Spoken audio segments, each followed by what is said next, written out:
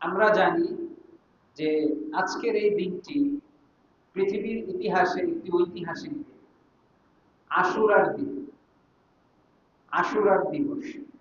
এবং আশুরা শুনলেই আমাদের দেশে সাধারণত এবং বিভিন্ন মসজিদে গেলেও আপনারা দেখবেন আশুরা বলতেই আমরা বুঝি হোসাইন রাদিয়াল্লাহু আনহু এবং কারবালার ঘটনা।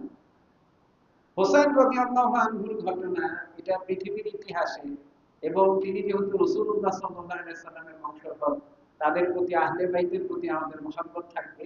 এটা ইতিহাসে একটি নিন্দনীয় এবং দুঃখজনক একটি ঘটনা।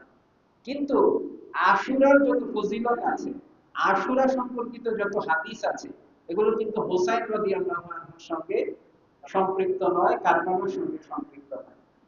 আশুরা আসলে 10ই মুহররম আসলে সব জায়গায় আমরা হোসেন রাদিয়াল্লাহু আনহু এবং কারবালার ঘটনা শুনতে পাই। আশুরার ঘটনা তাহলে কিসের সঙ্গে সম্পৃক্ত? এটা আমরা হাদিস থেকে জানতে পারি। এই দিন হচ্ছে মুসা আলাইহিস সালাম এবং তার কওমকে পরিত্রাণ দেওয়া হয়েছে, তাদের বিজয় হয়েছে এবং ফিরআউনের পরাজয় হয়েছে। এই জন্য এই দিনটি এত গুরুত্বপূর্ণ। রাসূলুল্লাহ সাল্লাল্লাহু আলাইহি ওয়াসাল্লাম তার জীবদ্দশায় শরীয়ত পরিপূর্ণ হয়ে গেছে।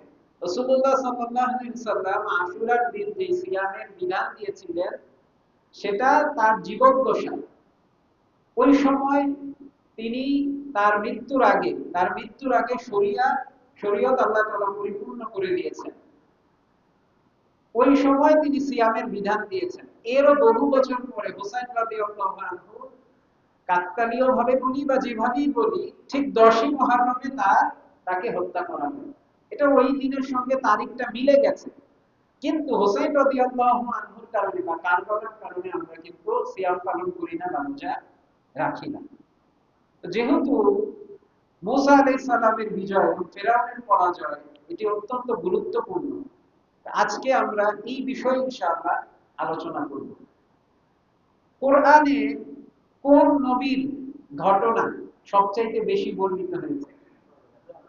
মুসা আলাইহিস সালাম এবং ফিরআউনের ঘটনা। আপনারা কোরআন পড়লেই দেখবেন যে বারবার মুসা ফিরআউন, মুসা ফিরআউন, মুসা ফিরআউন। এবং আমরা জানি আমাদের একজন প্রিয় ভাই, অনেকেই চিনবেন, মাহমুদুল হাসান সোহাগ ভাই, ওনার একটি সাক্ষাৎকার আছে এই বিষয়ে, যে উনি নাস্তিকতার দিকে ঝুঁকেছিলেন। তো ইসলামের দিকে ফিরে আসার একটি কারণ হচ্ছে মুসা আলাইহিস সালাম এবং ফিরআউনকে নিয়ে স্টাডি করতে গিয়ে তিনি ইসলামের দিকে ফিরে